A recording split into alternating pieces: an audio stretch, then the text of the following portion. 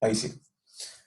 Bueno, de nuevo, buen día chicos. Quería comentarles que están viendo de recuperar el video de la clase pasada.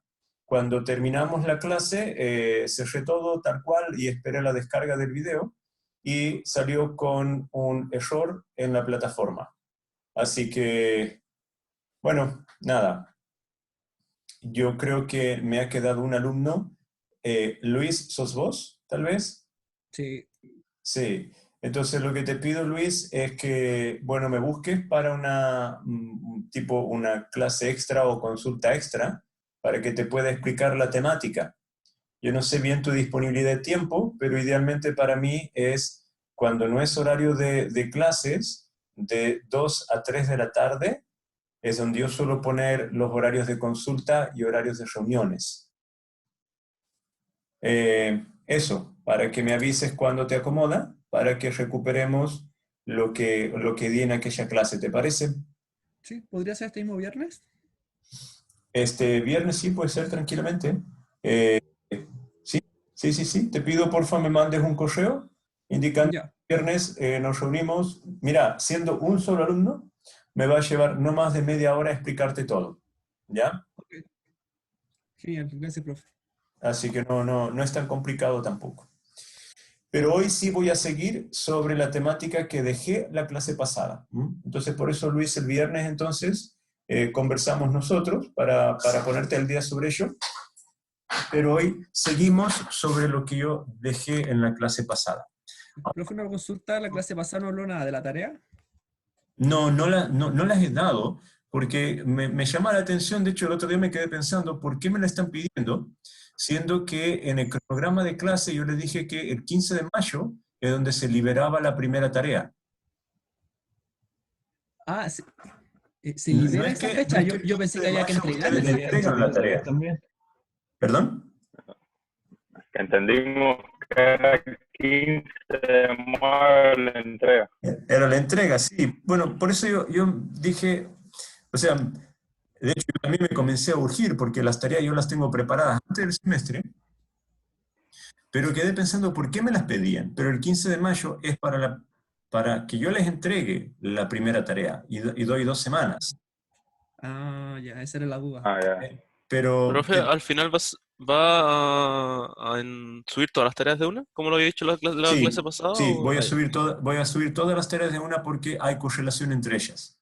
Entonces, la primera tarea es individual, pero es una sola tarea que se divide en 3 partes. Una primera parte que es puramente teórica, que la tienen que resolver ustedes cada uno por su cuenta, y luego las otras 2 partes que van a ser grupales, en donde yo voy a organizar los grupos.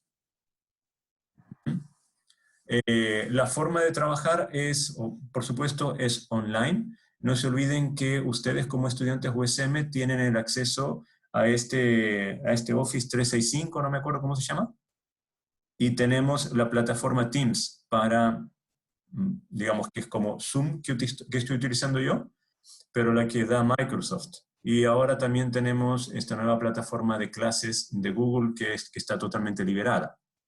Lo digo en el caso de que ustedes busquen eh, barajen algún tipo de plataforma con la cual trabajar.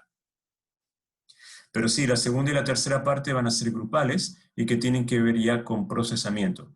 Chicos, solamente para quedar claros, saben manejar MATLAB, ¿cierto? Sí, sí.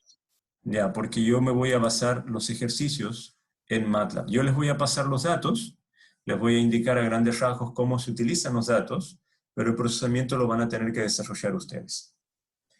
Bien, y por supuesto, está pensado, tengo entendido, de que volvamos a nuestras oficinas a partir de finales de mayo. Si ello llegara a suceder, lo cual no sé, todavía estoy esperando otros comunicados, yo voy a poder mostrarles, al menos por pantalla, los diferentes sensores y el diferente equipamiento con el que contamos, y por supuesto hacer algunas demos de cómo se mueven los robots y demás, ya desde mi laboratorio.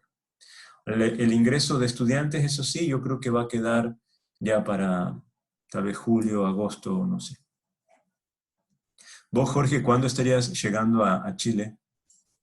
Yo llamé a la embajada y me comentaron que es cuando ya se abran los aeropuertos entre ambos países y ya Ya, puedes viajar. ya. Bueno, para eso va a pasar un tiempito en realidad. Sí, me preocupa eso que usted comentó ahora. Bueno, yo, o sea, y les cuento, yo tengo uno de mis alumnos que está también afuera, está en Portugal y no puede volver a Chile. Así que estoy preocupadísimo. Y yo los mandé a Portugal, es lo peor. O sea, en fin. Ya, vamos a ver la clase. Profe, una duda corta respecto al tema de los grupos.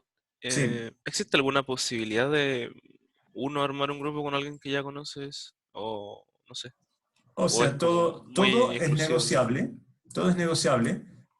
Lo que sucede acá es que vamos a tener que, o sea, tenemos que compatibilizar un poquito las experiencias que tenemos. Por ejemplo, si alguien ya cursó conmigo el ramo de pregrado de robótica, sería ideal que forme grupo con alguien que no cursó el ramo de pregrado. ¿Sí? O en el caso particular de que ninguno haya cursado el ramo de pregrado, porque la verdad que no me acuerdo los nombres de todos, eh, bueno, ahí vemos. O sea, sí, yo estoy abierto a opciones acá. ¿Quién me hizo la pregunta? Es que no vi el nombre. Yo, Juan David, yo. Ya. Gracias, profe. Pero van a ser grupos, somos 9 chicos, así que van a ser grupos de 3. 3, 3 y 3. Yo sé que va a ser difícil, pero también las guías no están pensadas para que puedan hacer ese trabajo de manera online. Así que no va a ser un dolor de cabeza tampoco, pero no se olviden que este es un ramo de posgrado y no de pregrado. Bien, habíamos quedado en la clase pasada, yo les hablaba de los diferentes, perdón, vamos acá. Habíamos quedado en esta parte, en los diferentes sistemas de posicionamiento global, y yo les había dicho en particular que teníamos, que GPS era una marca en realidad, y que lo que tenemos es, chicos, no me escriban mensajes, solamente háblenme, porfa. Alguien escribió que lee, no sé.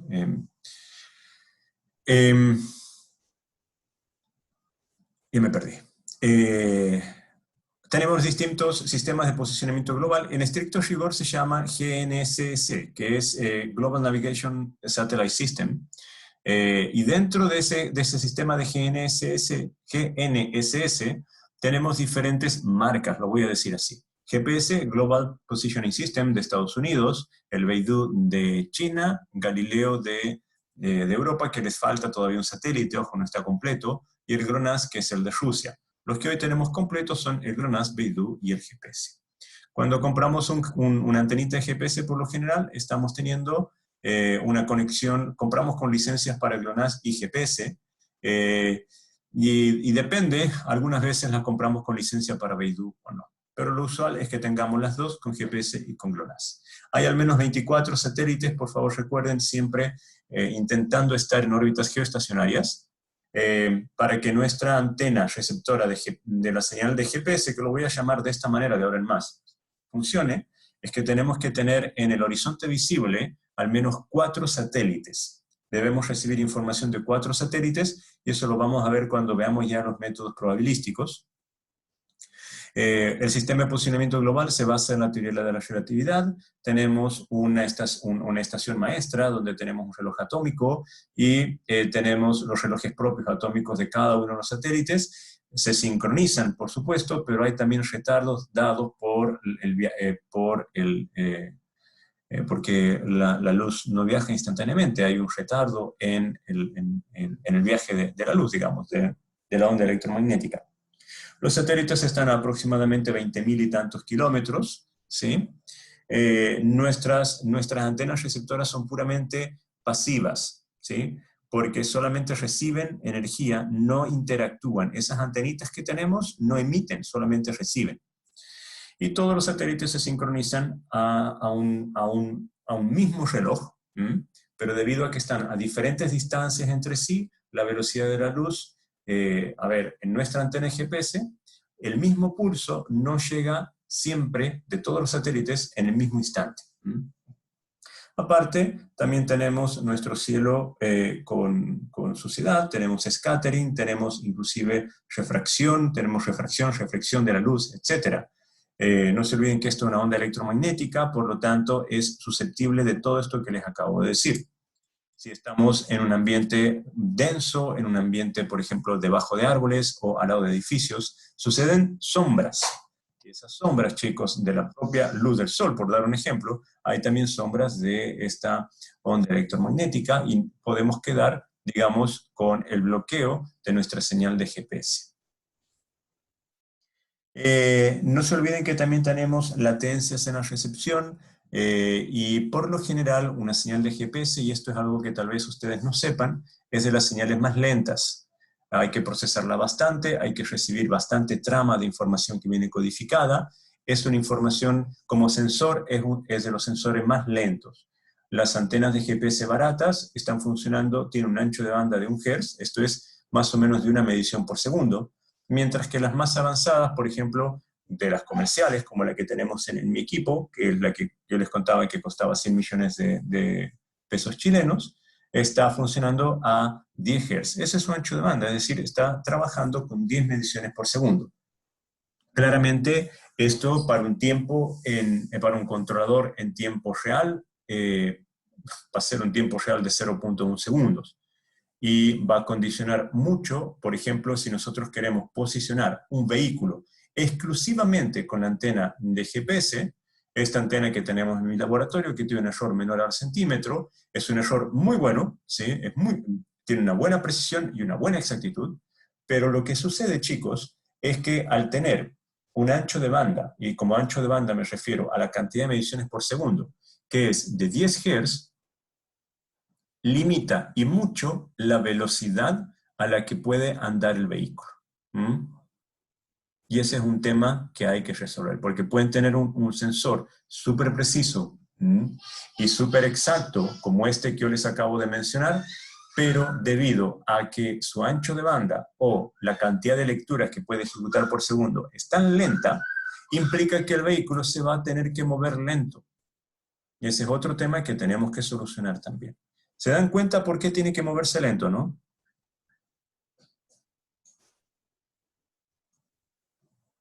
Chicos. Sí, sí. Porque en 0.1 segundos lo vamos a tener en lazo abierto. Y si andamos a 100 kilómetros por hora, ¿sí? ¿Cuánta distancia hemos recorrido en 0.1 segundos? A ver, ¿quién se anima a hacer el cálculo? Andamos nada más que a 100 kilómetros por hora. Es lo típico en cualquier ruta acá cuando uno anda a una velocidad moderada. ¿Sí? Y si la lectura de posicionamiento es de 0.1 segundos, ¿cuánta distancia hemos recorrido en 0.1 segundos? ¿Quién me hace el calculito rápido? Serán como 3 metros. Porque hay que dividir por 3,6, ¿cierto? Si no Así mal es. recuerdo. Sí. Sí, entonces son 2,7 metros. Ya. 2,7 metros. En 0.1 segundo. Estoy asumiendo como que están bien los cálculos, no los estoy haciendo yo.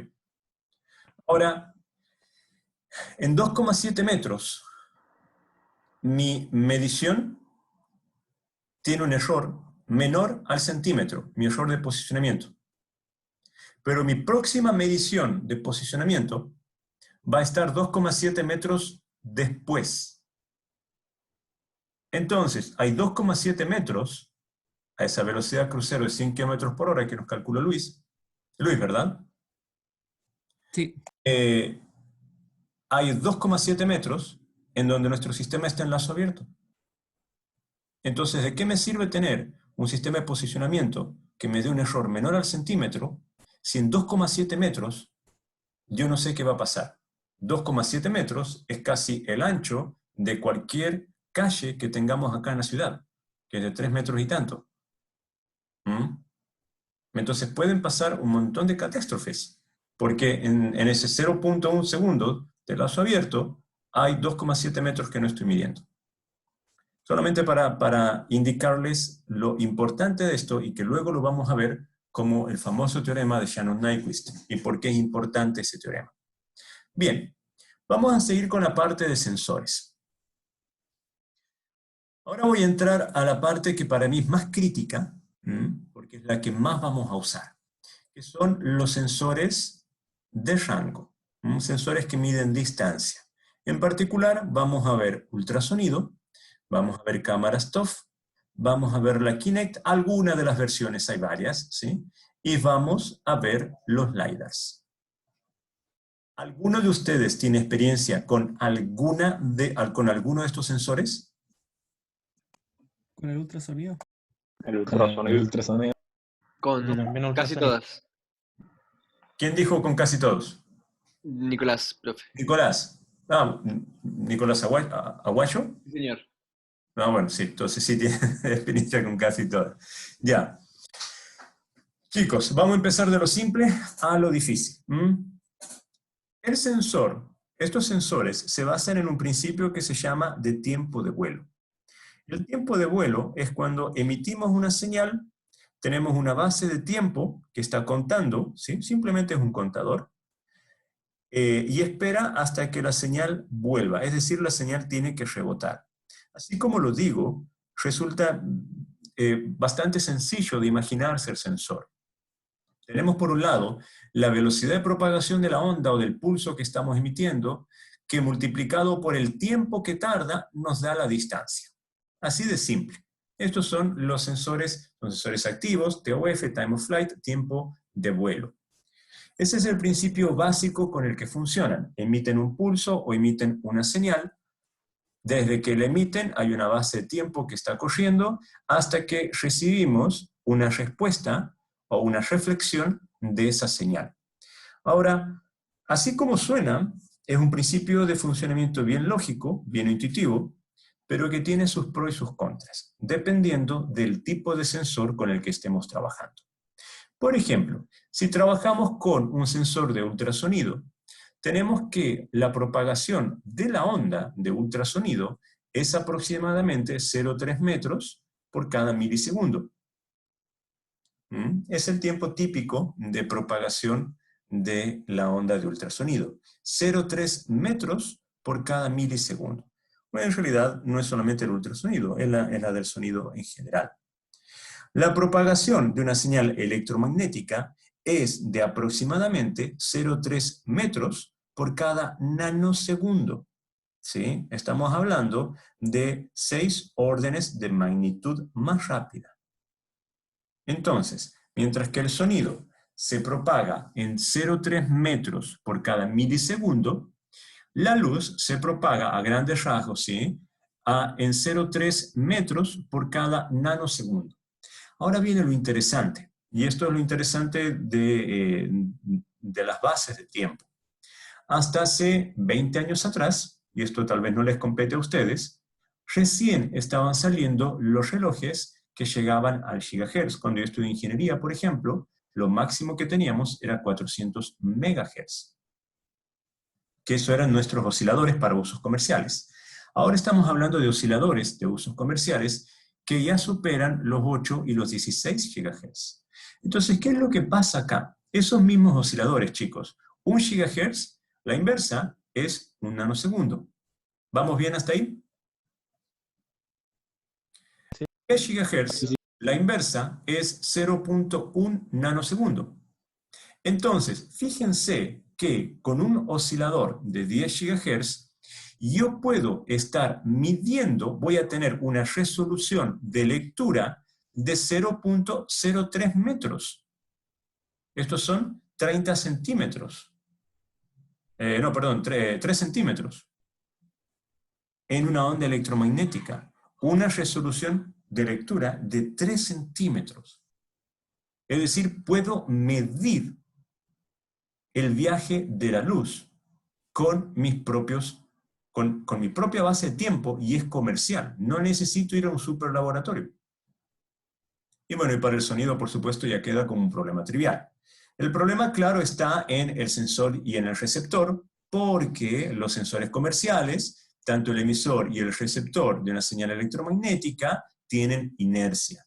Ustedes saben que el LED tarda en prenderse algunos nanosegundos y tarda en el fotodiodo en recibir algunos nanosegundos. Entonces ahí ya tenemos un error que tenemos que empezar a contemplar.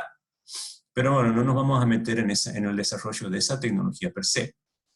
El ejemplo que yo quiero darles acá es que, por ejemplo, para una distancia de 3 metros, el tiempo de vuelo del ultrasonido es 10 milisegundos.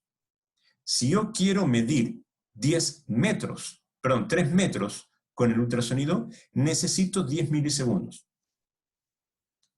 Para una onda electromagnética necesito 10 nanosegundos. Entonces, dependiendo del tipo de onda, en este caso o mecánica, como es el sonido, o electromagnética, como es la luz, también va a marcar la velocidad con la que va a funcionar mi sensor. Los sensores no funcionan no son inmediatos. Ya, 10 milisegundos puede significar nada, pero recién hicimos el ejemplo de un error recién hicimos el ejemplo de un tiempo de sampling de 0.1 segundos. Ahora tenemos un tiempo de sampling de 0.01 segundos. Si antes nos daba un error de 2.7 metros, en una velocidad de 100 km por hora, ahora vamos a tener un error de 27 centímetros, a una misma velocidad de 100 km por hora, según los cálculos que me ayudó el compañero.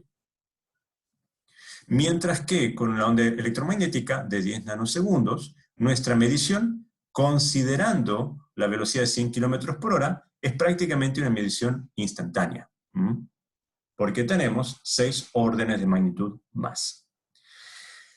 Entonces, dicho eso, chicos, y entendiendo ya la importancia del tipo de tecnología y del tipo de tiempos o retardos asociados al tiempo de vuelo, es que nosotros tenemos que empezar a evaluar otro tipo de cosas. Por ejemplo, lo que es la incertidumbre. La incertidumbre en la medición y en el tiempo asociado. Porque desde que emitimos la onda hasta que la recibimos, la onda, chicos, puede haber sufrido un montón de cosas. Si es una onda, por ejemplo, si estamos trabajando con ondas mecánicas, como es el sonido, puede suceder el efecto Doppler. Podemos tener ecos y demás. Si estamos trabajando con la onda electromagnética, puede haber una reflexión en una superficie lo suficientemente pulida, ¿sí? Como un espejo. Y la medición que vamos a tener es inexacta. O más aún, la onda electromagnética puede atravesar un vidrio, y el vidrio es un objeto, nada más que la onda no va a reflejarse en ese vidrio, lo va a atravesar. Vamos a tener inexactitud en la medición del tiempo de vuelo, chicos, porque estamos trabajando acá con osciladores que van a tener su error, ¿sí? Y el error que tenemos el error en la base de tiempo, si tenemos un oscilador de nanosegundos, lo más probable es que el error esté en el orden de los picosegundos. Pero esos picosegundos que tenemos de error van a representar su equivalente, el error en distancia. Vamos a tener lo que se llama un cono de dispersión, que ya lo vamos a ver enseguida. Las señales de láser, por ejemplo, la luz de láser es una luz coherente, que en estricto rigor no se dispersa. Yo no sé cuánto saben ustedes de óptica, pero la luz que surge de los semiconductores, por ejemplo, como es la luz láser, no necesariamente los semiconductores, tenemos la luz coherente en general, es una luz que no debiese dispersarse. Es una luz que tiene una sola dimensión, no tiene las dos dimensiones de la luz. Entonces no debiese dispersarse, pero en algunos casos el diodo no es tan puro, hay impurezas, y hace que la luz láser se disperse, sobre todo cuando trabajamos con diodos. Y esto es, por ejemplo, en el caso de que ustedes tengan esos punteritos, como el que utilizo yo para dar clases.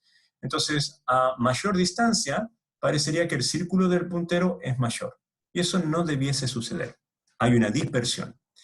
Por supuesto, hay una interacción con los elementos del ambiente. Un objeto negro absorbe la luz, un objeto de madera absorbe el sonido. Entonces, nuestros sensores de rango empiezan a fallar con la naturaleza inherente al ambiente con el que trabajamos. Hay una variación en la propagación, ¿sí? Definitivamente, porque la presión, la temperatura, la humedad y demás influye en la propagación del sonido. Y si está lloviendo, por ejemplo, esas gotitas de luz de agua van a influir en lo que es nuestras mediciones con el láser. Hay una velocidad en el robot va a estar andando y los sensores van a estar montados en el robot. Ya vamos a ver algunos ejemplos. Entonces, no es solamente que el sensor se va a mover, como se mueve el robot, sino que también los elementos del ambiente se van a mover. Vamos a tener entonces un montón de problemas a la hora de trabajar. Hablemos primero de lo que es, me interrumpen chicos si hay alguna duda, por favor. Hablemos primero de lo que es el ultrasonido, simplemente porque es el sensor más fácil, es el más barato, y es el primer sensor que utilizamos cuando comenzamos a trabajar con hobbies, o con electrónica, o con robótica en general. Y aquí vamos a ver por qué estos sensores son útiles y a su vez son inútiles.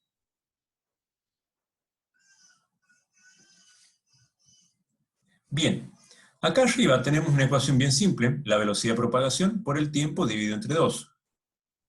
Y esto es porque el cálculo de la distancia es desde que emitimos la señal hasta que la señal vuelve. Esto es, si tenemos el sensor, emitimos la señal, rebota contra el objeto y la señal vuelve. El tiempo que medimos es desde que emitimos la señal hasta que vuelve. Por lo tanto, la señal va y vuelve. Son dos caminos iguales. Por eso es que dividimos entre 2. Entonces, la distancia del sensor al objeto es la velocidad de propagación por el tiempo que tarda desde que emitimos hasta que recibimos la señal, dividido entre 2. Esa D es el rango que estamos midiendo.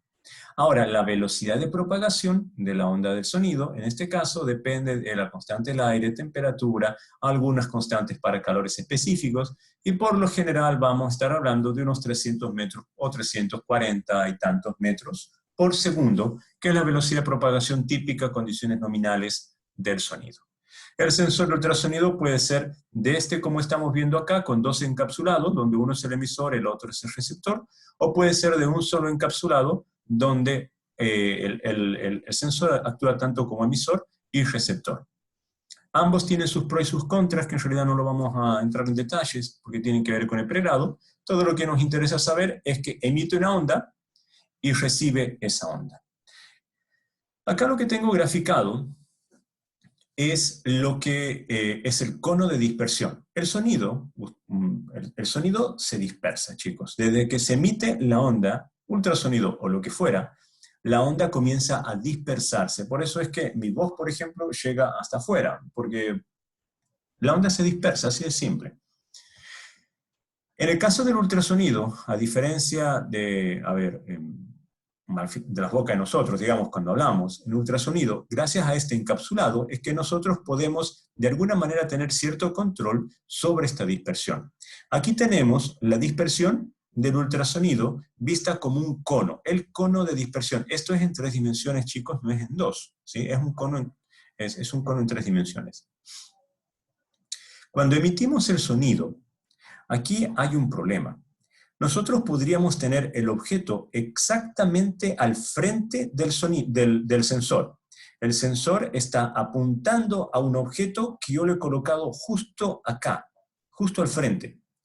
Pero sin embargo, debido a la dispersión que tiene el sonido, hay otro objeto que yo no estoy queriendo medir. Yo estoy queriendo medir justo el que tengo acá, donde está el puntero rojo.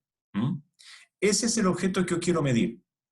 Pero debido a que la onda, y debido a su cono de dispersión, la onda impacta primero en este objeto, es esta la señal que primero retorna a nuestro sensor. ¿Sí? Entonces, la primera señal que retorna, esa es la medición del sensor. Y ese es el problema del ultrasonido, su cono de dispersión. El ultrasonido mide proximidades, pero las proximidades tienen un error de ángulo grande, dado por todo el cono de dispersión. Si tiene un cono de dispersión de más o menos 20 grados para acá y 20 grados para acá, ¿sí? La medición de rango es más o menos 20 grados en ángulo. Ahora, pueden ser muy precisos, ¿sí? Los podemos tener, y los hay, del orden de sensores de ultrasonido que nos dan un error de alrededor del milímetro. Pueden ser muy buenos realmente, ¿sí? Pero el error de ángulo es el error del cono de dispersión. Entonces yo sé, me está midiendo, supongamos, 3.5 metros, con un error de 1 milímetro. Buenísimo. Pero tiene un error de ángulo de más o menos 20 grados. Porque no sé, dentro del cono, dónde está el objeto. Ahora, de las ventajas del ultrasonido es que, bueno, me permite medir proximidades, por supuesto, funciona bajo el agua, lo cual es inmensamente útil. Funciona ante vidrio o superficies pulidas, puede detectar el vidrio. Las desventajas es principalmente el cono de dispersión. El poco rango, si bien pueden encontrar ultrasonidos comerciales, una vez tuve que hacer un estudio para una empresa sobre esto, pueden encontrar sensores de ultrasonido comerciales de rangos de hasta 40 metros, ¿sí? Con un cono de dispersión correspondientemente grande también, pero sensores de hasta 40 metros. El problema que tenemos es, como les dije, el famoso cono de dispersión. No podemos gobernarlo. No podemos. Y hay otra cosa más. Si nosotros decidimos poner varios sensores de ultrasonido, supongamos aquí alineados, los conos de dispersión podrían empezar a solaparse. Y si se solapan, significan que los sensores entre sí podrían empezar a tener interferencia cruzada. Lo que emite este sensor puede ser recibido por otro sensor que esté en otro lado. Por eso, por lo general, uno no va a ver los sensores de ultrasonido alineados. Y si se fijan en la parte de atrás de los autos, cuando estos quieren estacionar y tienen los sensores de proximidad, están lo suficientemente separados, ojo, para que no se interfieran entre ellos. Hay un ejemplo típico que yo lo dejo en pregrado, que se lo voy a repetir acá, y les dejo como desafío a ustedes. Encontrar cuál es el mínimo número de sensores de ultrasonido que podemos colocar en la parte trasera de un auto para permitir estacionar. Algunos fabricantes han encontrado que es 4, otros que es 5. Yo les propongo a ustedes utilizar el método de Monte Carlo para determinar cuál es el número óptimo y la posición óptima de estos sensores de ultrasonido. Bien, ¿cómo funciona esto? El ultrasonido, chicos, nos emite un paquete de ondas, no importa, generalmente nos dice el fabricante, que de hecho está entre los 40 y los 80 kHz, ergo ultrasonido, nos emite la señal con esta frecuencia. Desde que se emite la señal, va a haber un tiempo que le llamamos un tiempo ciego, no sé si es una zona muerta, ¿sí? Porque tenemos que esperar hasta que la señal haya salido del sensor. Ese tiempo corresponde a la zona muerta del sensor y es lo que nos dice que, por ejemplo, no va a poder medir de 1 centímetro, o sea, solamente va a poder medir de 1 centímetro en adelante. Eso es porque hay tiempo de espera desde que se emite la señal hasta que finalmente el emisor se cierra y se abre el receptor. Hay un tiempo de por medio. Esa es la zona muerta del sensor. Desde que viaja la señal hasta que ésta rebota, nosotros tenemos acá, fíjense, esto es lo que tarda la señal en salir, esta es la zona muerta, pero el tiempo empieza a correr. Una vez que la señal rebota contra algo y vuelve, es donde nosotros paramos de medir. Pero, ojo, lo que está dibujado acá es, creo yo, lo más importante. Desde que nosotros emitimos la señal, hay un umbral. Cuanto más pasa el tiempo, este umbral tiene que ir, no se nota, pero tiene que ir tendiendo a cero. Y esto es porque, como es una señal de ultrasonido, o como cualquier señal, de hecho, esperamos que cuanto más tiempo pase, la señal que retorne va a venir con menor energía. Entonces, si bien mandamos a esta frecuencia, la amplitud podría cambiar, que de hecho va a cambiar, porque mi voz a la distancia va perdiendo potencia. Lo mismo el ultrasonido. Mandamos el paquete de onda y a medida que va viniendo, ¿sí? Nosotros, cuanto más tarda en llegar, la frecuencia que mandamos, el tren de pulsos que mandamos, cuanto más tarda, significa que va a venir con menos energía. Por eso el integrador de tiempo muchas veces es inversamente proporcional al umbral. El umbral debiese ir tendiendo a 0. Hasta que, por supuesto, hay un límite. Si no lo hemos recibido hasta acá, es porque ya perdimos la señal. Los rangos van de los 12 centímetros a los 5 metros, los comerciales más comunes, baratitos que podemos encontrar. Tienen una exactitud, y esto es interesante, bien alta. Tienen una exactitud alta los sensores de ultrasonido. Son muy buenos para utilizar, como les dije. El problema que tienen, ojo, la exactitud que yo les digo ahí es la exactitud en distancia, no en ángulo. La resolución es de 2 centímetros, los típicos, y tiene una abertura, y ahí está el error, de 20 a 40 grados, dependiendo de lo que ustedes compren. La frecuencia de medición va de los 2.5 Hz, es decir, 5 mediciones cada 2 segundos, a las 40 mediciones por segundo. Esto hace que el sensor ultrasonido también sea atractivo para aplicaciones, digamos, en tiempo real y a baja velocidad, sobre todo por los 40 Hz que tenemos acá. ¿Cómo es que nosotros podemos ver el cono de dispersión? Y en realidad yo les dejé, y lo vamos a ver luego, 2 datasheets en el aula, espero que lo hayan visto. Aquí nosotros tenemos lo que es el cono de dispersión de un ultrasonido X cualquiera. Tenemos un intervalo de ambigüedad o un intervalo ciego que está en este rango. En este rango, chicos, nosotros, no, perdón, en este es donde nosotros no medimos nada. Nada de nada. Solamente a partir de acá es que podemos empezar a medir distancias. Y lo que nos dice es que el rango es, por ejemplo, aquí lo tenemos, esto sería de, aquí tenemos 90, de 30 en 30 grados. Entonces, por ejemplo, si aquí tenemos los 90 grados, aquí tenemos los menos 30, el límite máximo de medición en rango viene dado por esta línea negra que está acá. Entonces, si hay un objeto que se encuentra a menos de esta distancia, ¿sí?, puede estar en cualquiera de estos ángulos y lo vamos a medir. Sin embargo, perdón, si tenemos un objeto que se encuentra alrededor de esta distancia, es muy probable que lo tengamos dentro de estos 2 ángulos que están acá. Esto que está dibujado acá como una tirita, una línea continua en negro, es lo que nos dice el cono de dispersión del ultrasonido.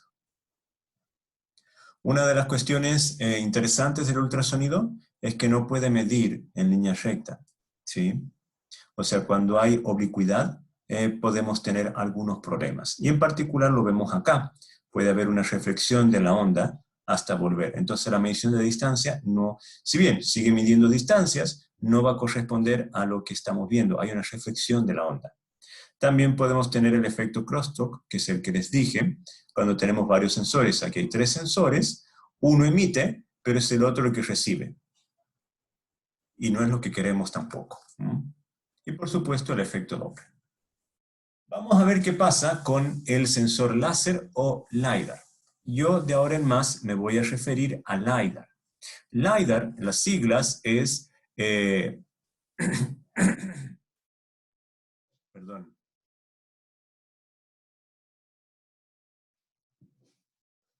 Light Detection and Range. Entonces, lo que hace es medir distancias, ¿sí?, utilizando, en este caso, láser, básicamente. La tecnología láser no vamos a verlas en profundidad, ¿Profe? tipos. Yo me voy a referir a solamente una, que es la modulada. ¿Profe? Sí, Antes de que siga, ¿le puedo hacer una pregunta? claro, por supuesto. Es que me quedo dando vueltas de por qué el efecto Doppler puede ser un problema. Porque al final, claro, se aumenta o disminuye la frecuencia, pero al final la onda que rebota, me imagino que hay que hacer una autocorrelación.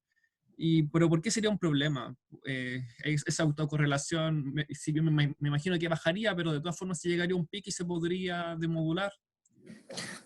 Sí, pero vos estás proponiendo ya una estrategia de procesamiento. Es que entonces si es por umbral, es que no creo que sea por umbral porque me imagino que debe haber ruido, interferencias, entonces tengo que asegurarme de que la señal que estoy recibiendo es la misma que estoy emitiendo, pero de no ser así sería por umbral y el efecto Doppler ahí no afectaría la frecuencia en la potencia de la señal. Mm, ya, sí, es válido. Si estoy trabajando con umbral, sí, sí, tienes toda la razón, el efecto Doppler no afectaría. Sí, sí, sí, tienes razón. Si el sensor en este caso, sí, muy buena la aclaración. ¿Quién es? A ver, ¿quién es el que habló? Yo, Luis. Luis. Sí, perdonen chicos, es que a mí no me aparece cuando hablan. Tienes toda la razón. En este caso, si estoy trabajando por umbral, el efecto Doppler no va a ser un problema. Pero el efecto Doppler sí lo vas a tener cuando estás trabajando con sensores en realidad. Lo vas a tener siempre que trabajes con sonido. ¿Sí? Pero si en este caso tu sensor, bien como lo dices, es con umbral, el efecto Doppler no va a ser. Pero sí vas a tener, por ejemplo, el error que vas a tener acá, el error de reflexión, y el crosstalk que vas a tener entre los diferentes sensores. Pero sí, te doy toda la razón, Luis, en este caso. Si estás trabajando con una detección basada en umbral, el efecto Doppler no te va a alterar la frecuencia. Ya, pero de todas formas, yo pienso que debería ser por ¿cómo se llama? Por autocorrelación, porque si no puedo tener cualquier señal que sea de la misma frecuencia y yo lo puedo detectar y puede que sea ruido o puede Es que que yo por eso detecte mismo tienes el efecto crosstalk, pero partamos por algo. Las señales de ultrasonido, o sea, primero no tienen el gran alcance. No es como que vas a poner un sensor y vas a empezar a capturar ruido blanco dentro del ancho de banda del ultrasonido, ¿sí? Y no es que vas a capturar cualquier cosa. Aparte, y esto es lo que yo quiero comenzar a hablar en un segundo, la señal que mandas no es solamente una señal que es una frecuencia así nomás, la tienes que modular. Entonces mandas una señal que ya está modulada y lo que recibes es esa señal modulada. No mandas solamente un tren de pulsos. No sé si me explico. sí, Entonces, no es que vas a estar recibiendo ruido constantemente, no, lo estás mandando, definitivamente hay un filtro de por medio, pero la señal que mandas es una señal modulada, que es como funciona, de hecho, el principio básico del LiDAR que vamos a ver que también aplica al ultrasonido. Nada más que en ultrasonido estás mandando esta señal en un rango de entre los 40 y los 80 kHz. Pero no sucede de que si lo dejas abierto al sensor receptor, vas a estar recibiendo ruido blanco, ruido blanco, digo, o sea, vas a estar recibiendo ruido en esa frecuencia, naturalmente no la vas a encontrar así nomás. gracias. Y de hecho pueden haber interferencias y la vas a tener siempre. Yo te doy un ejemplo ahora mismo sin haber entrado en detalles. Por ejemplo, el LiDAR, el sensor de medición de distancias con láser. No funciona cuando tiene luz directa del sol. Y ahí sí, porque la luz directa del sol tiene las longitudes de onda que pueden saturar el sensor que estamos utilizando para medir distancias con el láser. Lo del Doppler te doy toda la razón, cuando trabajo con umbral. Pero en el otro caso, de que cualquier cosa te podría estar generando algún tipo de medición, no es del todo cierto.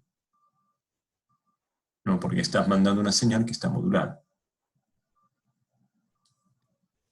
Gracias, profe. Ya, seguimos con sensores del tipo láser o LiDAR, ¿sí? Les dije, este es Light Detection and Ranging. Lo que estamos haciendo es medir distancias a partir del LiDAR. Con el mismo principio, sin entrar en detalles todavía, como lo discutíamos con Luis, vamos a suponer que emitimos la onda, ¿sí? Debido a que les dije que tenemos ahora bases de tiempo para medir cuánto tarda la onda en rebotar y volver, en este caso estoy hablando de luz, vamos a medir el desfase. Bueno, lambda es la longitud de onda, voy a medir el desfase. Aquí lo que está interesante, chicos, es que el desfase, que le vamos a llamar θ, ¿sí? Nosotros podemos medir distancia. Fíjense lo que, lo que está puesto acá. Ya les voy a explicar luego en detalle qué significa. Nosotros podemos medir la distancia que viaja una señal. D es la lectura de distancia que nos da el sensor. Ya lo vamos a ver de qué se trata. Lo multiplicamos por 2 porque la luz tiene que ir y volver. Antes lo dividíamos por 2 y sacábamos el valor de distancia, que es el valor de rango que estábamos midiendo. Ahora mi sensor ya me entrega un valor, supongamos 3 metros. Significa que tengo un objeto a 3 metros.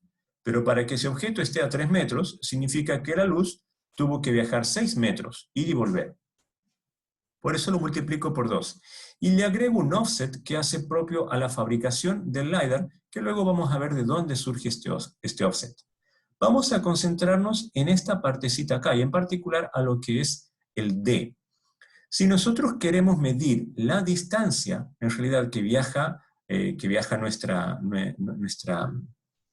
nuestro pulso de luz, fíjense que podemos hacer el calculito solamente con el desfase, desde que la mandamos hasta que recibimos, lo podemos medir como θ, que es el desfase, por la longitud de onda sobre 2pi, lo típico, ¿sí? Y si encima nosotros, olvidémonos por ahora de lo que es L, nos interesa D, el 2 lo llevamos hacia abajo, entonces nos queda que es la longitud de onda por el desfase sobre 4pi. Ahora, ¿cuál es? A ver, y aquí empiezan el juego que hacen los fabricantes para medir la máxima longitud de onda. Por ejemplo, si nosotros estamos trabajando con... no quiero dar números así tirados nomás. ¿Cuál es el máximo desfase que podríamos tener?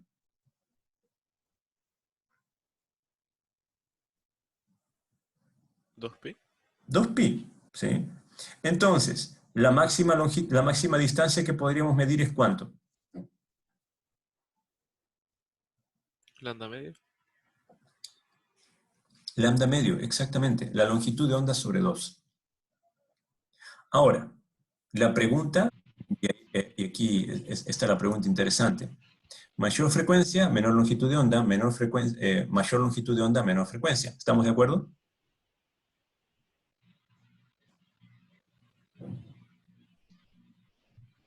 Sí.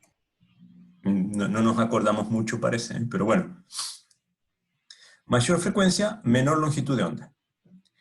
Menor frecuencia, mayor longitud de onda. Y sin embargo, la distancia es directamente proporcional a la longitud de onda. Por lo tanto, nos interesa trabajar con frecuencias bajas, que tengan la mayor longitud de onda, porque nos van a permitir medir distancias lo más largas posibles. Este L, chicos, que está puesto acá, es un offset de la lectura que nos da el fabricante. A ver, permítanme, no sé si el grafiquito yo lo tengo incluido acá, sí lo tengo incluido en el pregrado. No sé si está, no lo tengo incluido. Sí, ahí lo vamos a sacar.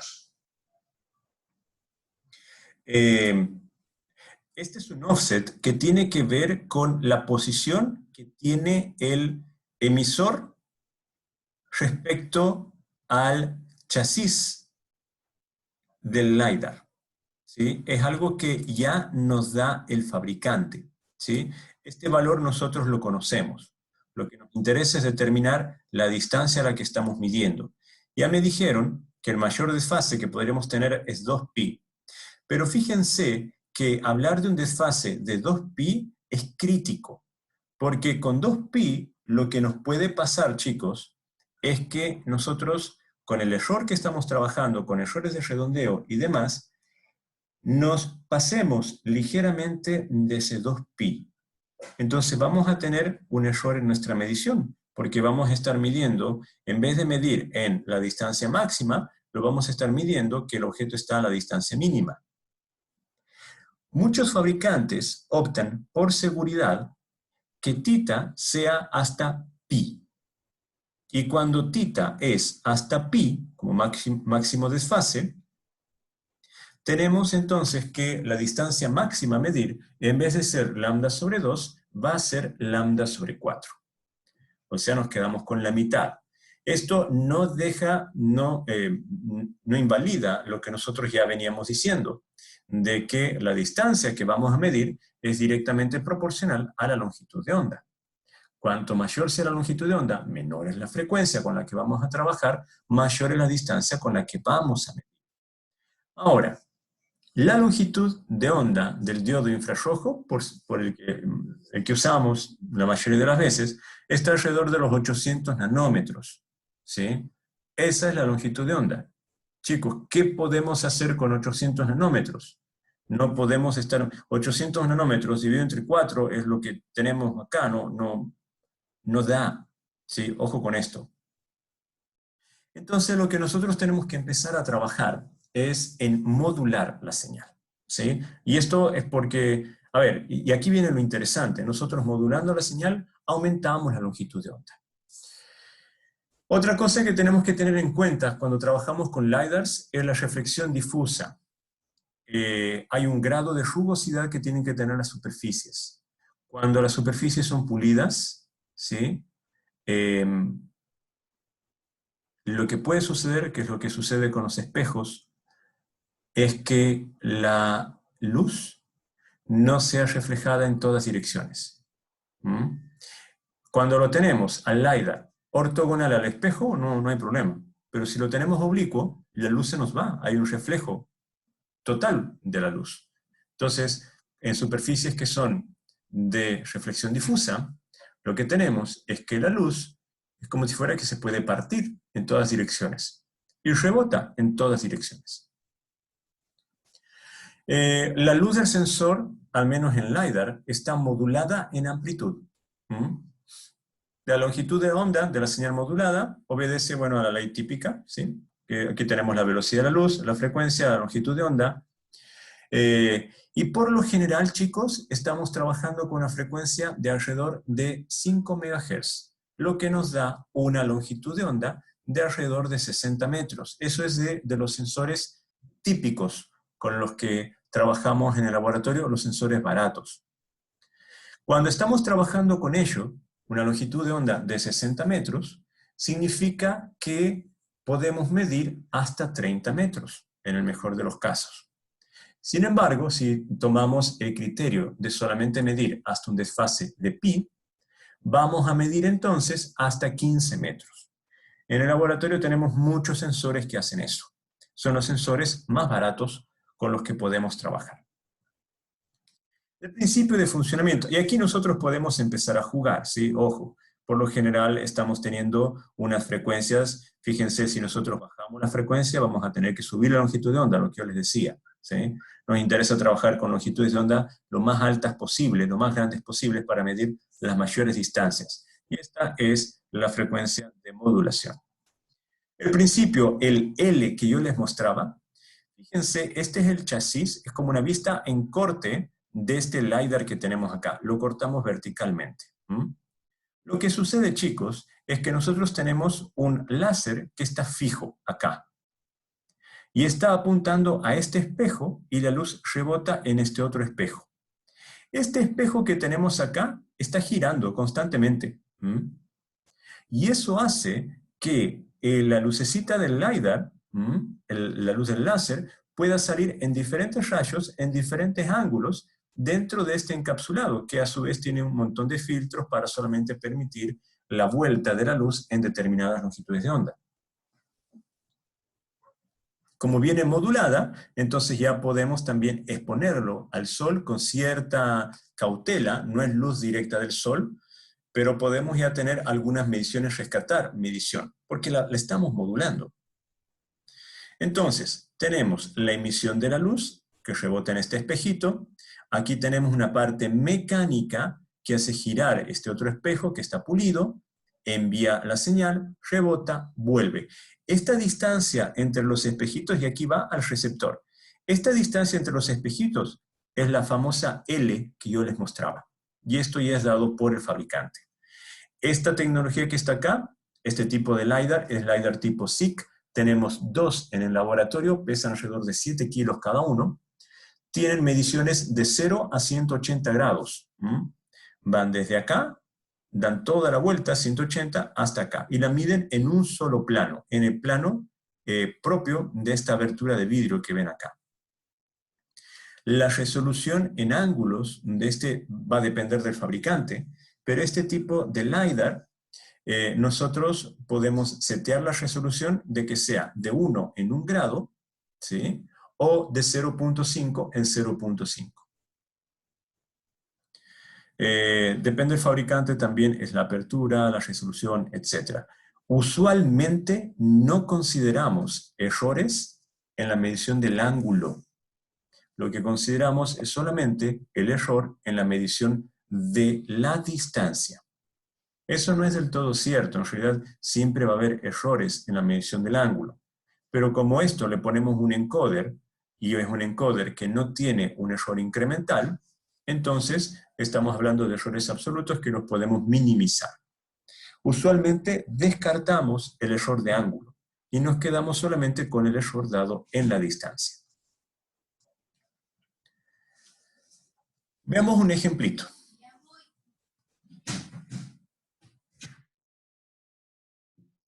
Lo que tenemos a la izquierda es, esto es como si fuera el sensor LiDAR. Mide de 0 a 180, chicos, generalmente se aplica el sentido antihorario. El 0 está a la derecha, 180 está a la izquierda. Cuando medimos un punto cualquiera en el espacio, el LiDAR nos devuelve una medición, en este caso estoy hablando de LiDARs que son 2D, de 2 dimensiones, nos devuelve un LiDAR nos devuelve mediciones en coordenadas polares. Nos da una distancia y nos da un ángulo asociado. Y luego nosotros, por supuesto, aquí lo podemos graficar y podemos descomponer las mediciones a coordenadas cartesianas. ¿Sí? Esto es el rango coseno de tita y el rango por seno de tita. Me da las posiciones de lo que yo haya leído. Aquí de nuevo tenemos el mismo LiDAR con las mediciones que yo veo ahora ya colocadas en el espacio cartesiano, no en el espacio polar. Y aquí una nube de puntos, y esto es más sofisticado, esto está en 3 dimensiones, a pesar de que estamos viendo nada más que 2, de una LERC, que es digamos, una nube de puntos con la que nosotros hemos trabajado. Ya voy a hablar en detalle sobre ello. Porque el LiDAR que yo les mostré acá, fíjense, es un LiDAR de 2 dimensiones. Cuando nosotros lo pusimos verticalmente, lo montamos sobre un trípode que es de un telescopio. El trípode de los telescopios tienen un error acá en el ángulo, en la base, que lo podemos despreciar. Es del orden de los microgrados, ¿sí? No nos afecta en nuestras mediciones. Y lo que hacemos es hacer girar toda esta plataforma. Entonces, ya nos está midiendo en un plano, ¿sí? Y si lo hacemos girar, obtenemos la medición en 3 dimensiones. Ese que ustedes ven acá, así como está en el trípode del telescopio, en el LiDAR ahí colocado, nosotros pudimos hacer mediciones de árboles de esta naturaleza. ¿Dudas, chicos? ¿Cómo funciona el LiDAR? Hay otros tipos de LiDARs. Hay LiDARs que ya vienen preparados 3D, que son de la marca Velodyne. Hay LiDARs que ya vienen, LiDARs de estado sólido, ¿sí? Que también son de la marca Velodyne. Cuando digo estado sólido es porque no tienen esa partecita móvil que yo les mostré, el espejito que gira. Y la tecnología es lo más diversa, ¿sí? Eso sobre LiDARs. ¿Dudas, chicos, que tengan? Porque quiero mostrarles ahora los datasheets de los sensores de rango que están en el aula, para luego pasar a sensores de visión. Profe, Sí. profe, respecto a los LiDAR, sé que la luz infrarroja no está en el espectro visible, pero no se ve afectada por los colores en los que incide, por ejemplo, colores como negro, qué sé yo, no afecta un poco la longitud de onda, o sea, la energía que se devuelve hacia el sensor. Totalmente. Un ejemplo típico que yo doy en el pregrado, la primera tarea de hecho, es modelar el resultado. Muchas gracias, Juan, por la pregunta. Es modelar la exactitud en la medición a partir de los colores. Entonces colocamos el LiDAR fijo y le ponemos cajas de diferentes colores y a diferentes distancias. Por ejemplo, tenemos un LiDAR que es de la marca Okuyo, que es de los más baratos, que es súper sensible a los colores, muy, muy sensible a los colores. Como este LiDAR trabaja con una determinada frecuencia, longitud de onda, etcétera, que, o sea, por eso es barato también, nos cuesta como, hoy están costando menos de $1000. Y cuando les digo baratos es porque ese es barato. Hay otros que tenemos que han costado $40.000. Ese sensor, un ejemplo típico es colocar 3 cajas, una verde, una roja y una negra, ¿sí? Y las ponemos de 1 en 1 metro. Colocamos la roja a 1 metro, medimos, luego la separamos a 2 metros, medimos, luego a 3 metros, a 4 metros, hasta el rango máximo. Y lo que les pido a los chicos siempre es que modelen la forma en que el LiDAR ve la caja, que debiese ver nada más que una línea. Y lo que se observa es que, por ejemplo, en la roja se absorbe más, en la negra se absorbe casi toda la luz, y lo que obtenemos al final ni siquiera es parecido a una línea. Entonces lo que me pregunta Juan es muy preciso, de hecho. Como aquí estamos emitiendo una luz, esa luz es sensible al color del objeto con el cual rebota. Y es por eso, chicos, que en muchas aplicaciones se recomienda que el sensor LiDAR vaya de la mano con un sensor de ultrasonido. El ultrasonido tiene un montón de contras, ¿sí? Pero tiene un montón de pros también. El LiDAR tiene un montón de pros, que es lo que hoy se utiliza para navegación en general de vehículos. Pero tiene algunas contras que son difíciles de manejar. Una es el precio, por supuesto, y la otra es lo que me acaba de comentar el compañero, es el color.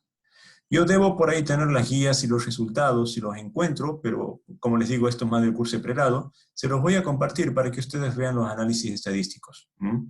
Y son bien, bien interesantes, de hecho, de ver. Pero sí, la pregunta es sensible a los colores. Luis, antes que me olvide, ¿es necesario que te esté mandando el link o ya te llega el link directamente por el aula? Sí, ya estoy en aula. Ah, ya, súper. Profe, una duda. En el aula. Entonces yo quiero ahora pasar a... Profe, sí, dime. ojalá esta duda sea corta para no molestarlo. Diga. Por lo general, no se puede reemplazar este tipo de sensores con utilización de cámaras y como algoritmos de procesamiento de imagen. De visión. Para- Sí, bueno, ¿Sí? ya vamos a llegar a eso. ¿Quién me preguntó, Juan? Sí, sí.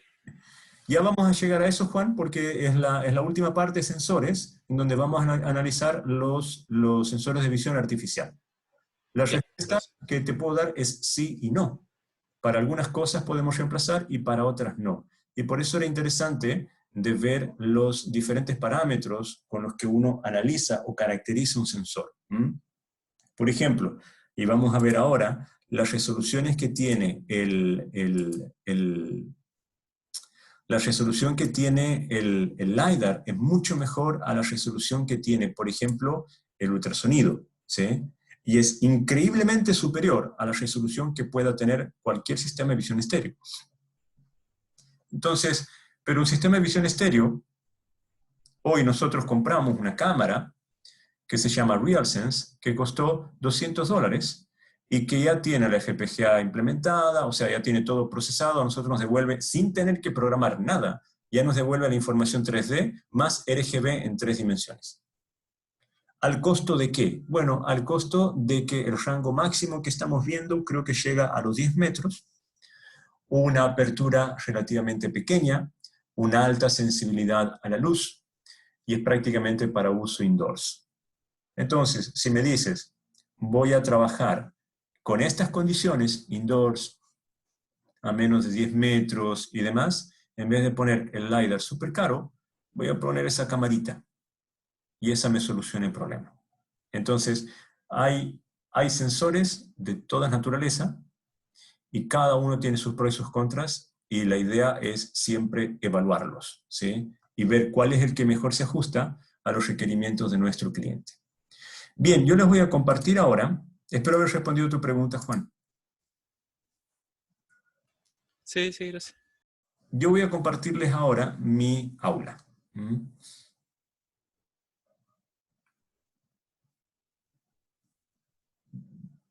A ver, tengo mis papers.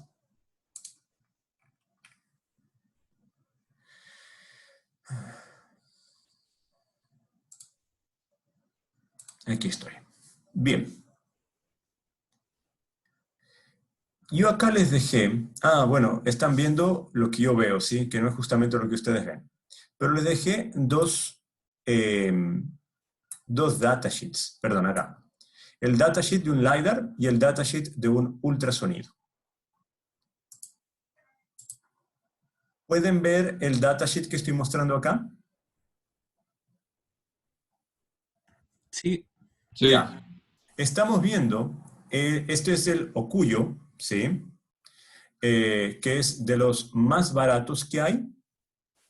Este es el que nos costó $1000 nada más. La marca, como les digo, es Okuyo. Fíjense, la fecha es viejito ya, tiene sus 15 años. Sin embargo, se vende y se vende mucho. Okuyo, de hecho, lo que hizo fue revolucionar el mercado de los LiDARs al bajar el precio, porque simplemente vendía LiDARs que tenían una mala exactitud. Nadie quería, o sea, al menos se buscaban LiDARs de precisión casi militar. Y este lo que hizo simplemente es bajarle. En vez de tener 99.9999 no sé qué por ciento de exactitud, no te vendió un LiDAR que tenía el 95%. Y sabes que para aplicaciones de laboratorio, para aplicaciones de docencia y para algunas aplicaciones comerciales, ese 5% que tenías de error era relativamente bajo, considerando que no medías más de 10 metros. Entonces estábamos hablando de un error de cuánto,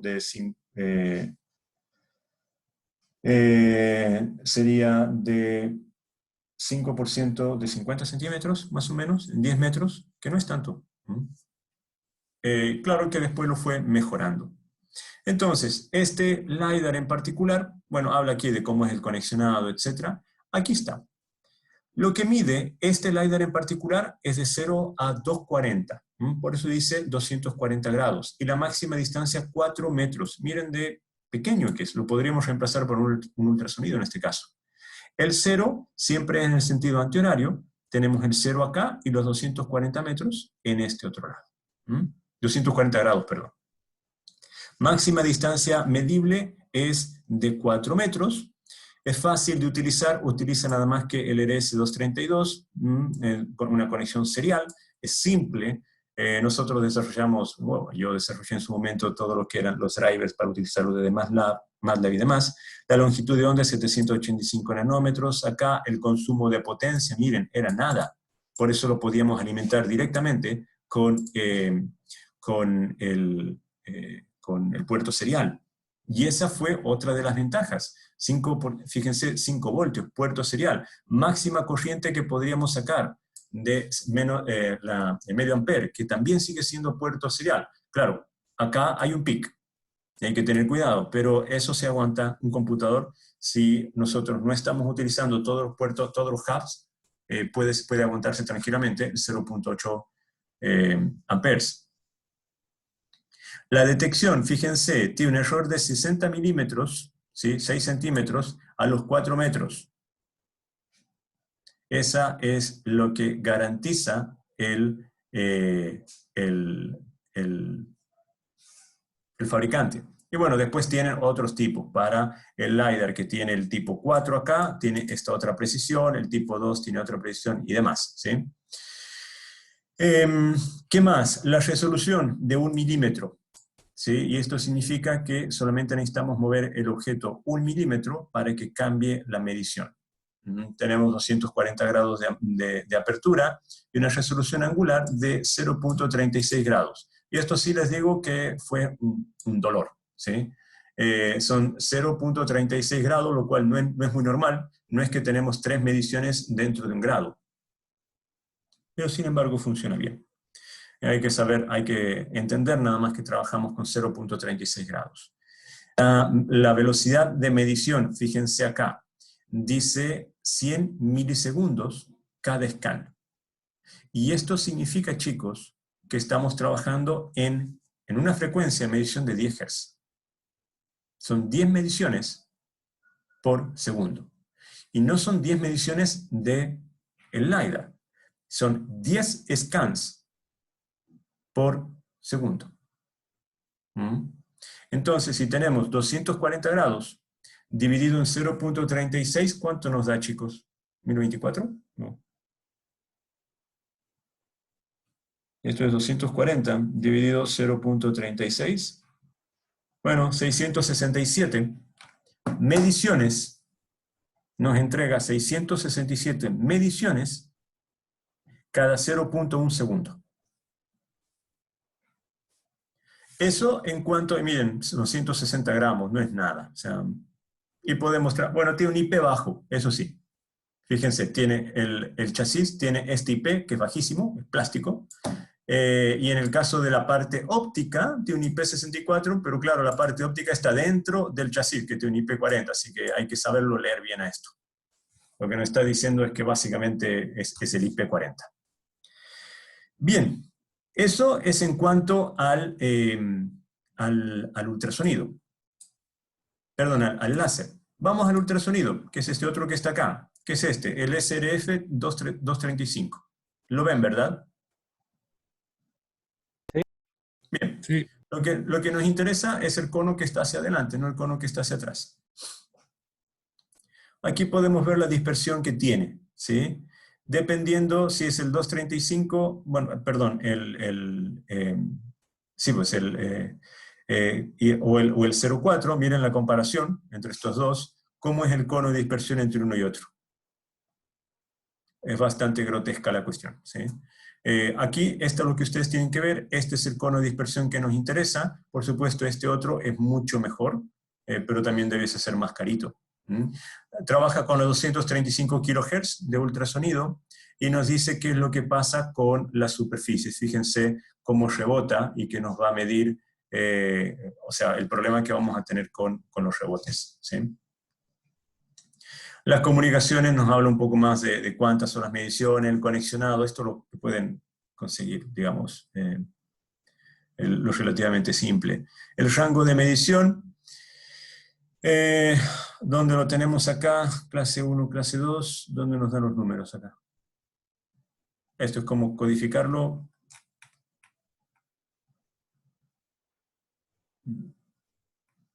A ver.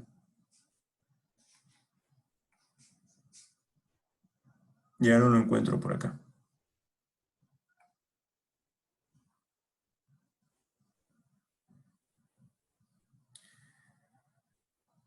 Ah, mira, miren.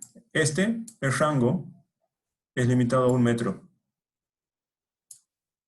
Y tienen una zona muerta de 10 centímetros. Solamente para que vean que el ultrasonido tiene sus limitaciones. Bien, esos son los dos que les dejé. Ahora están viendo mi correo que no debiesen ver. Vamos a seguir entonces con los que nos queda de presentación. Vamos a visión. Yo creo que estos temas voy a terminarlos ya el viernes. Vamos a lo que es los sensores de visión. ¿Ha quedado alguna duda, chicos?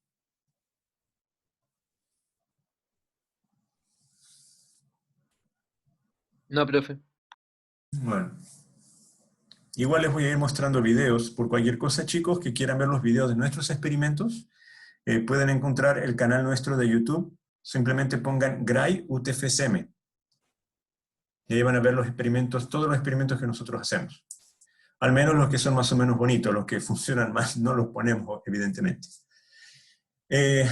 Los sensores de visión artificial tenemos de varios tipos. Yo, de nuevo, no voy a entrar en el detalle de todos los sensores, sino los sensores que nosotros sí manejamos. Tenemos, por supuesto, cámaras de visión monocular. Es directamente es una sola cámara, RGB, de los 3 colores, rojo, los 3 canales, rojo, verde y azul. Manejamos cámaras multiespectrales e hiperespectrales, ambas. Manejamos cámaras infrarrojas y, por supuesto, visión estéreo, ya sea en la forma de una Kinect con luz estructurada o no. De hecho, vamos a ver nosotros acá cómo funciona el Kinect.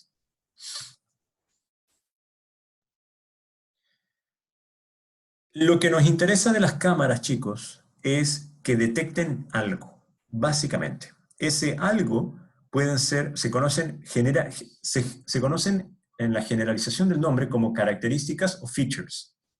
que pueden ser desde los bordes, las texturas, las formas, inclusive detectar movimientos, y con todo eso nosotros podemos hacer computacionalmente un tracking, una detección, una clasificación, un reconocimiento de patrones, e inclusive medir distancias, con una configuración de cámaras que se llaman cámaras binoculares o visión estéreo, cámaras trinoculares y demás. Las cámaras que hoy encontramos en el mercado cubren un amplio espectro, no solamente el visible, sino también tanto el infrarrojo como el ultravioleta. Vamos a ambos lados. Ahora, lo que nosotros pagamos es en la sensibilidad que tienen esas cámaras respecto a las diferentes longitudes de onda. Perdonen, vamos a seguir. Cuando yo les hablaba de detección de bordes, es por ejemplo la imagen que tenemos acá, y esto lo podemos hacer a partir del toolbox de procesamiento de imágenes de MATLAB, le sacamos los bordes. Hay muchas técnicas. Y la imagen que ven abajo es una imagen binarizada, donde lo único que se hizo son extraer bordes. Yo no voy a entrar en estos algoritmos, para eso hay todo un ramo que da otro colega.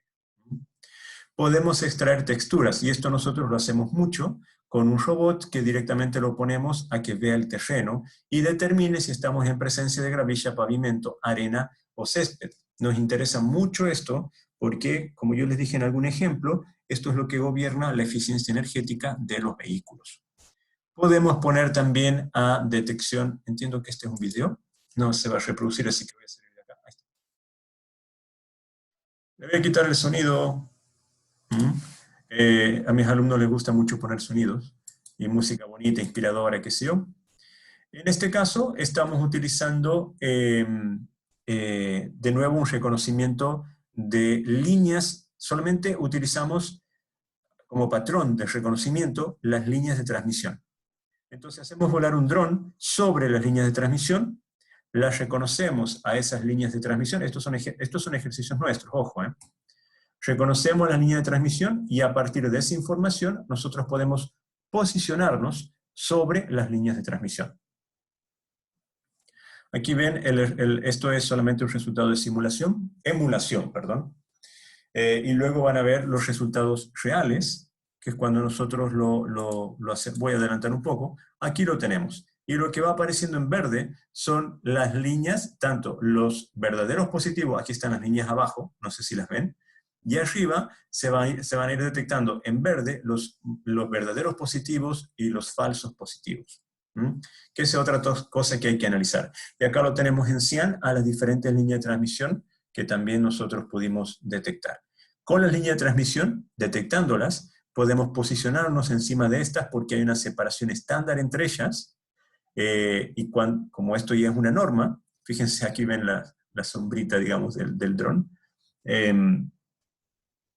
Como nosotros ya sabemos que hay una norma y conocemos la resolución de la cámara y demás, entonces podemos saber a qué altura estamos sobre la línea de transmisión. Pero yo me voy a pasar esto un poco, para el que quiera leer el artículo luego lo pueden ver. También hemos trabajado con el tracking de movimientos, y aquí sí hay mucho de redes neuronales profundas, que tal vez a ustedes les guste un poco más, en lo que es toda la caracterización, por ejemplo, de lo que sucede en ambiente de agricultura. Yo les muestro un caso de estudio. Acá, por ejemplo, utilizando redes neuronales profundas y cámaras monoculares, lo que hacemos es detectar los paltos, abocados, o como le llamen, digamos, el aguacate. Y los podemos contar. Por supuesto hay un error asociado. Así también podemos hacer lo que es la segmentación semántica de todo lo que sucede dentro del ambiente de trabajo, qué es lo que hace la persona, el instrumento que maneja, cuánto tiempo está trabajando y demás. Y todo eso con cámaras monoculares. Y como podemos hacer un tracking, porque incluimos algoritmos de tracking que nosotros vamos a estudiar en este curso, nosotros frame por frame vamos viendo qué es lo que va pasando. Solamente les estoy mostrando esto como ejemplo de lo que hacemos con visión, que también lo utilizamos y mucho. Esto lo hicimos bien. Ahora bien. También hacemos, por ejemplo, en lo que es con la misma imagen, reconocimiento de características, pero para interfaces de conducción, en donde asistimos al conductor para evaluar si este conductor es bueno o malo manejando, si respeta la señalética o no, si respeta los peatones, la máxima velocidad permitida y demás. No, como anécdota nada más les cuento, esto lo hacemos también, análisis frame a frame. Esto que ustedes ven son resultados de un emulador. Lo que hicimos para validar es subirnos a las diferentes micros, ¿sí? Y hacer videos. Y validamos con los métodos de conducción de las micros acá en Viña, en Valparaíso y en Santiago. Y los resultados han sido catastróficos. O sea, bueno, terribles la verdad. Pero bueno, esto se los muestro como anécdota nada más. ¿Qué más tenemos? En visión binocular, en este caso cámara estéreo, lo que ustedes ven en esta imagen, que es un video también, tenemos una cámara 3D, que es la cámara Z en este caso, que es muy parecida a la RealSense, mide en 3 dimensiones, también los canales RGB, y lo que estimamos es la cantidad de carga que hay en la pala del mini cargador. Y esto lo hacemos también en el tiempo real, entendiendo por el tiempo real de la cámara, que en este caso, debido a que trabajamos con USB 3, estamos pudiendo adquirir hasta, creo, 50 mediciones por segundo. Bien. ¿Dudas, chicos? Yo no quiero entrar en detalle, solamente les estoy mostrando casos de ejemplo de las aplicaciones que hacemos en mi grupo. Aquí utilizamos la imagen tanto RGB para caracterizar el movimiento de la pala y la imagen de profundidad para estimar cuánta carga tenemos acá en la pala. Y por supuesto detectar la pala. Lo que están viendo acá, chicos, es la detección que hacemos de la pala. Y sobre eso estimamos cuánta carga hay. ¿Dudas? Ya. Esto es sobre temas de sensores en general, que es lo que utilizamos. También tenemos, y con esto voy a ir cerrando el capítulo, otras longitudes de onda. Tenemos el RGB, que está acá, ¿sí? Pero también tenemos las cámaras multiespectrales que nos dan información que muchas veces están en el infrarrojo cercano o el propio infrarrojo, como el que tenemos acá. Aquí se me repitió. El Near Infrared puede ser también diferentes longitudes de onda. Y tenemos el propio infrarrojo. Estas cámaras se conocen como cámaras multiespectrales, como la MicaSense, es la que tenemos en mi laboratorio y es la que utilizamos para agricultura. Son muy útiles en agricultura, luego vamos a ver en el estudio de casos por qué es que son útiles. Las cámaras infrarrojas en particular resultan de utilidad cuando tenemos que trabajar, por ejemplo, con paneles solares. Aquí tenemos imágenes de paneles solares. El panel solar, chicos, tiene que tener temperatura ambiente.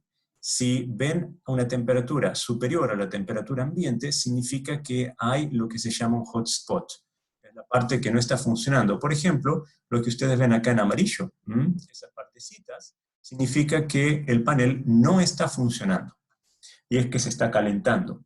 Lo mismo sucede, por ejemplo, no sé si estos son videos, no, son imágenes nada más, reconstrucciones nuestras de reconstrucciones termales de paneles solares. Esto es lo que tenemos en el cuarto piso. De hecho, son los paneles del profe Samir, donde detectamos los diferentes hotspots, las sombras y demás. Pero cómo funcionan los paneles solares es parecido a cómo funcionan las hojas. Cuando las hojas de los árboles están fotosintetizando, están a temperatura ambiente. Y si no están fotosintetizando, entonces están a más temperatura que la temperatura ambiente. Y eso nos permite ver, por ejemplo, si esa planta necesita o no irrigación. Acá, por ejemplo, utilizando la imagen, las fotos en el infrarrojo, reconstruimos la imagen termal de la planta para determinar si estaba fotosintetizando bien o no. La temperatura ambiente, esto fue acá en La Cruz, en la región de La Cruz. No en la región de La Cruz, perdón, en la comuna creo que se llama, de La Cruz, donde generalmente vamos a hacer experimentos, vamos a La Cruz o a Casablanca. Y aquí hay algunos hotspots que están en rojo, ¿sí? Y lo preocupante es lo que está en amarillo en realidad, porque la temperatura en ese momento no superaba los 20 y tantos grados. Significa que estas zonas, esto es una reconstrucción 3D, utilizamos una cámara monocular de un canal, que es una cámara termal, para reconstruir en 3 dimensiones con nuestras técnicas que no vienen al caso, una porción de esta hilera y determinar qué parte no estaba fotosintetizando. Y eso le dice al agricultor, por ejemplo, de si necesita o no irrigar esa zona. Las cámaras multiespectrales por lo general devuelven este tipo de bandas, son las más comunes. Tenemos RGB, las primeras, donde acá están los rangos en nanómetros. ¿No? Esto es 450 nanómetros, 520 nanómetros y así. Mientras que estas son las multiespectrales, ¿sí? Las cámaras hiperespectrales nos devuelven lo mismo que las multiespectrales, pero en una resolución de longitud de onda mucho menor. Nosotros, por ejemplo, tenemos una sola cámara multiespectral que va de los 350 nanómetros a los 2500 nanómetros, con una resolución de 1 nanómetro. Así como lo oyen. Esa cámara solamente funciona con contacto. No es que nosotros tiene una sola celdita del CCD, nada más. Una sola celda. Y mide un solo píxel. Nada más que medimos en 2500 menos 350 serían 2150 longitudes de onda diferentes. Son anchos de bandas bien espectro. Estas son las cámaras multiespectrales. Son carísimas. Créanme cuando yo les digo que la cámara que tenemos hoy está costando $200.000. Es muy demandada, muchos institutos de investigación nos la piden, muchos grupos nos la piden, y nosotros la mezquinamos. Yo la mezquino hasta el hartazgo, porque, bueno, es cara. ¿Qué más podemos trabajar con las cámaras? Ya estoy terminando, o sea, estoy terminando la clase nada más.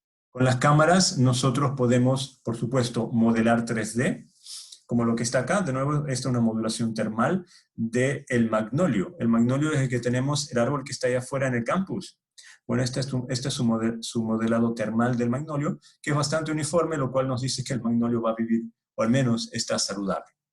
También hacemos la modulación en nube de puntos, ahora sí utilizando LiDARs, no necesariamente cámaras, y le aplicamos inteligencia computacional a esas nubes de puntos para, en vez de tener este tipo de nubes que son puros puntos, tenemos nubes que son voxelizadas en este caso, son cubos, digamos, que representan espacios ocupados por el árbol. Estas son técnicas de procesamiento que escapan un poco al curso, pero que igual me gusta mostrarlas.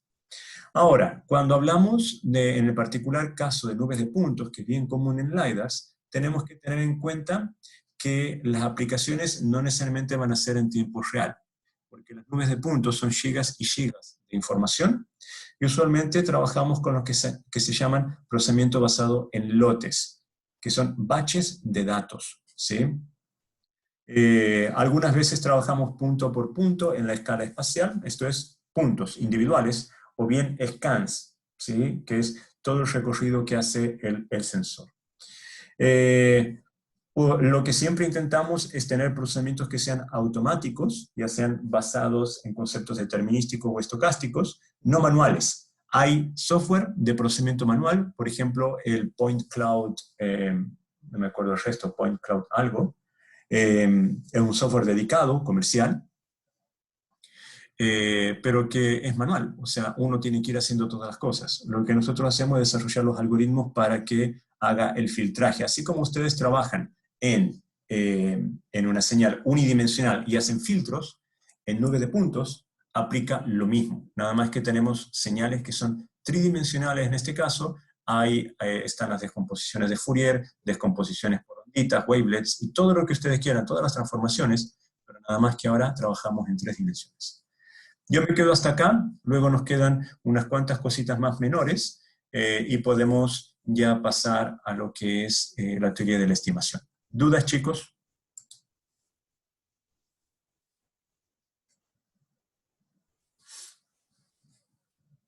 Los invito a que vean los videos de lo que hacemos en el grupo. Todos estos videos que mostré acá están en nuestro canal que se llama GRAI. Bueno, búsquenlo en YouTube, GRAI espacio UTFSM. ¿Dudas?